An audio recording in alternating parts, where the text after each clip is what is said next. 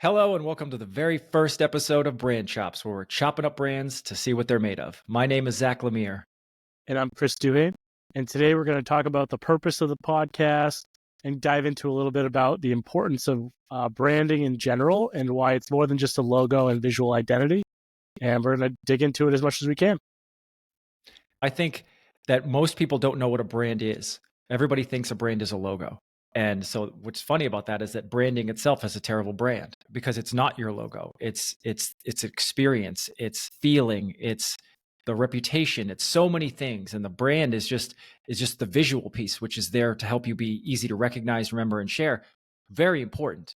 But if you have nothing attached to that brand identity, then there's nothing to remember or share. It's just an icon. Right. And so a lot of people will spend all their time on their brand and their brand identity and forget to build an actual brand around it. And so I think that one of the biggest reasons why we started this podcast is to help educate small businesses to the value of a brand and what it touches every part of your business.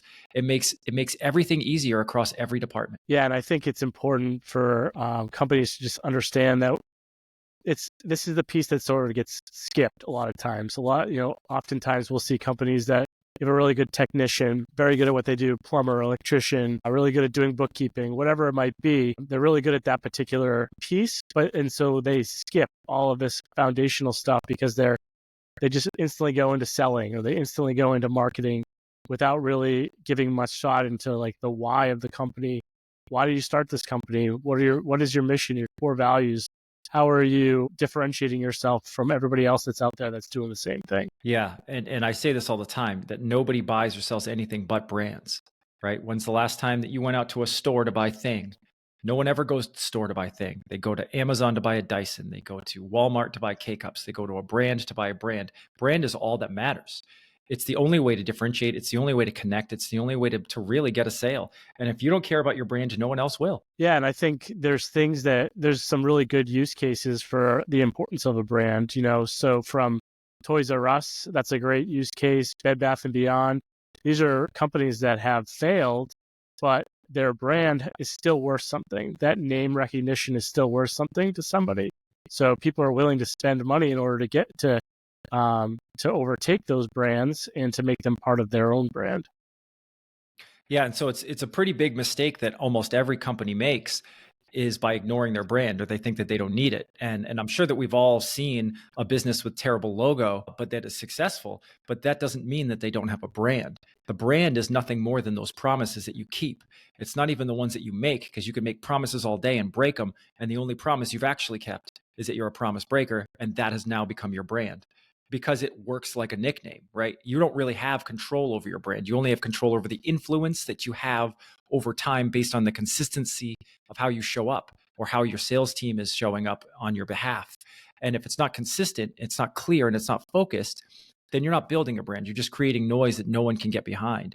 And no matter what you do, and your brand is an asset.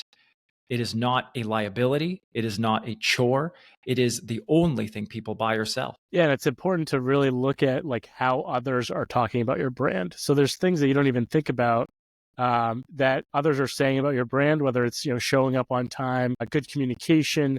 Those things are all part of that brand sort of identity as well. And so you have to be very cognizant of the fact that those are important to people and to clients, so that when they're talking about your brand, they're talking about the stuff you want them to talk about. They're talking about the things that are important to you as well. And also just, it translates across the board for the entire company.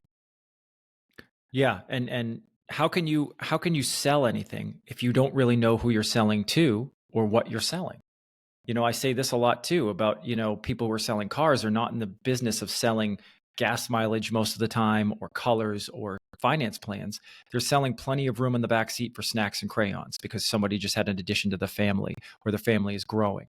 They're selling a status, because someone just got a pay bump and they want everybody to know about it when they drive up. And there's just so many things that you're selling. And if you don't know what you're selling, then you can't sell properly. You might get a few sales on accident, but it's not sustainable and it's not long term. And if you don't really take the time to understand what promise you're making, right? What's the brand promise that you're making? And are you keeping that promise? Why do people love you? Why do people not like you? That's just as equal, right? Because a brand is a strong brand takes a stand for something.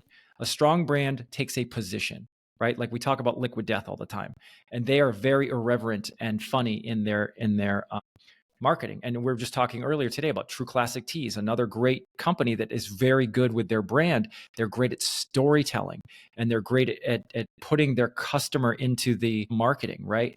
They just had a thing where it's just True Classic Teas, just like shirts and clothes for people with dad bods, basically. And I just showed you a commercial, Chris, that was really funny, I thought, because it was these three people on a plane and they were all just wearing a shirt. And then all of a sudden there was turbulence and then all their shirts for some reason ripped off, right? You had one guy on the left that was jacked. You had one guy on the right that was skinny, and you had one guy in the middle that was bigger. And he goes, "This is really bad. How are we going to find t-shirts that fit all our different body types?" And it was just really funny how they did it, and then they took their t-shirts and they had a rip pull tag, like it was like those emergency vests on a plane, and they're like, "For a fashion emergency, dude." It was just so well done, and it kept me going, but it didn't really talk too much about the product. It talked about how the customer uses the product. And that's what a brand is, right? The brand isn't, because t-shirts are a commodity. You could buy t-shirts everywhere. There's actually competition out there that's going against True Classic Tees, because you can't even protect that concept around a t-shirt, but you can protect your brand. You can own it, and people will prefer a True Classic tee over a Fresh Clean Thread or over a Hanes t-shirt because of what brand promise you made. And their brand promise is you will look jacked no matter what your body type. And you know Big what? claims. They saw a problem in the market. Yeah, they saw a problem in the market that nobody was solving, and they're like, you know what? We need to make them tighter on top and looser on the bottom, because there's a lot of dad bods out there, and I'll tell you right now, I'm wearing a True Classic product right now, and it does make me feel more jacked. I'm not going to lie. It does. And it's automatic. Don't go to, you don't even have to go to the gym. You just have to change your clothes. I wish it was always like that, but I'll have to check those out. They're actually pretty fantastic. They're great clothes. All right, great. The other goal about this podcast is to make sure that we're not just talking about branding and marketing. We want to make sure we give you, the audience, the small business, actionable takeaways that you can use every episode. We're going to make these very simple, very short, 20 to 30 minutes. We want to make sure that you have enough time to finish the episode on a quick dog walk or on a drive time commute or working out or something, whether or not you want those True Classic teas. But we want to make sure that there's actionable takeaways and there's something that they're applicable to a regular business, not just, oh, hey, well, True Classic Teas is a multi-million-dollar brand, or Liquid Death is a multi-million-dollar brand. How are we going to compete like that? How are we going to use these tactics? Even though there are very many tactics that you can pull out of those examples, part of what we want to do is highlight local brands. We want to highlight smaller companies that are doing this great and well. We want to highlight companies that have used some of our services, and to showcase what it's like and what's the benefit of having this all figured out and having that strong brand foundation. We want the audience to be able to have these actionable takeaways, and not just, we don't want to just teach you all about branding and marketing. We want to teach you how to use that for your business. I think one key takeaway too, and this is hopefully something that we're going to be able to do with this our own podcast, is really putting our customers at the forefront of our story, right? And that's something that I think a lot of clients forget about when they're, doing a website or doing a brochure. They talk about all the great things that their company does, but they forget about the client, and they forget that the client is actually the hero of their story.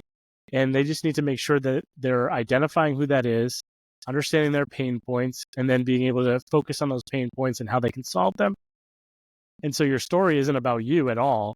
Your story is really about how you're able to solve those problems for your customers. And, we talk a lot about the fact that customers, they tend to, they don't like it when somebody talks, like, in general, you don't like it when somebody's talking about themselves, right? You sort of glaze over, it becomes noise at that point. And so the goal is to really get them to understand that this is a problem that they're either personally having, or they can connect with it in some way where they feel personally connected to that problem or that solution that you're going to be giving to them. So just something to think about as a small business is, make sure you're putting all of your messaging in the framework of, you being the guide and them being the main character in your story. Yeah, absolutely. And it's not something that anyone's even trying to do. We're hardwired for two things, to survive or to thrive. And that's what we're always looking for. And we're also hardwired to recognize patterns. So you've got to be careful when you're crafting a marketing message or a message about your brand to not say the same thing exactly the same time over and over, because people will stop listening. It's just like your children or your dog. You can't repeat their name multiple times or they'll just stop listening. And it's nobody's fault. Our brain says, hey, I heard that 3 times already. I'm not listening to it the 4th time. I'm not wasting those mental calories because I'm still hardwired to be kind of, primal man or woman. And I'm looking for danger, or I'm looking for a way to survive or thrive. And so that's why you focus this whole thing on the first message being about them approaching you, because they're on a journey and you need to know what their journey is. And so if you think about it like you were just saying, like the Yoda or the Luke Skywalker, right? Like the Star Wars is not about Yoda. It's not about Darth Vader. It's about a lot of things, but it's the main character is Luke Skywalker for the most part. And that person's on a journey, right? And he always comes out, and he's usually in a place where he doesn't believe in himself, and he's got to overcome all these things and these challenges, and he's got to learn how to be a Jedi and use the Force and learn all about all these things. But when he gets on that journey and he meets the guide, Yoda, that's where you as the business come in, and you say, let me teach you how to stand in your head and use the Force. Let me teach you how to throw these rocks or pull the ship out of the swamp. Because again, we're not listening to anything except, and we're not even trying to be rude. It's just the way that we're hardwired. So if you can manage to work with the way that human beings learn and receive information, then this is going to make every piece of your marketing more receptive and more tangible, and people are going to see themselves in the story, and that's when it becomes a real powerful message. It's not just about talking about, oh, look at how often I've done this service, or how many times I've done it, or how many awards I've won, or how long I've been in business, or look how big our building is. Nobody cares about what you do. They only care about what you do for them. And so at a certain point, they want to qualify that you're the right choice. Then you can talk about you. There's always a point, but that's not where you start, because you're just creating barriers. Absolutely, yeah, and I think this also goes into like the saying where niching down is really important, right? So the more you understand and identify who your core audience is, the better you can speak to them, the more ability you have to solve their problems. So that's why it's so important to be able to find your lane. So whether it's a particular industry, a category, a type of person, those are all things that you want to look at, so that when you're building out your message, you're talking directly to them, and you're not talking to a general audience that may not connect with that particular message. Yeah, and I think that's why you see bigger brands that have multiple, brands, sub-brands. That's why they break them up, because you couldn't have one brand that did Gillette and then, ladies shaving cream and then shampoo. It's like all those things are not there. It would be too ambiguous, and you wouldn't really be able to get market share or really stand out on the shelf, because you're an everything machine, which means you're a nothing machine. A quote that I bring up a lot, and I got to figure out who said this. I wish it was me. It wasn't. If everybody likes it, nobody loves it. And so you've got to take a position. And this is like Liquid Death. That's an example right there, right? They're not selling candy bars. They're not selling soda. They're not selling energy drinks. They're just selling water in a different way. And they've known that they can't protect the water. They can't protect the ingredients in the water. They can't protect the shape of the can. Nothing of that is unique enough for them to protect it. But they can build a brand that people align with, and they can protect that brand. And at the end of the day, nobody buys or sells anything but brands. Right? Exactly.